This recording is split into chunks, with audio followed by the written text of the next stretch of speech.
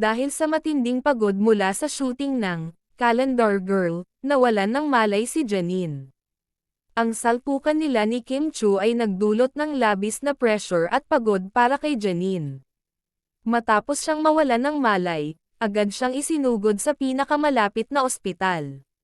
Sa ospital, napag-alamang naging kritikal ang kanyang kalagayan dahil sa stress at labis na trabaho. Malungkot na ibinalita ng doktor na nawala ang ipinagbubuntis ni Janine. Ang pagkawala ng bata ay nagdulot ng matinding lungkot sa kanya at sa kanyang pamilya. Labis din ikinalungkot ni Jericho ang nangyari sa magiging anak nila. Marami ang nagulat at nalungkot sa nangyari, lalo na ang mga tagahanga ni Janine. Nagbigay ng suporta ang kanyang mga kaibigan at katrabaho sa industriya ng showbiz. Sa kabila ng trahedya, pinuri si Janine sa kanyang profesionalismo sa trabaho.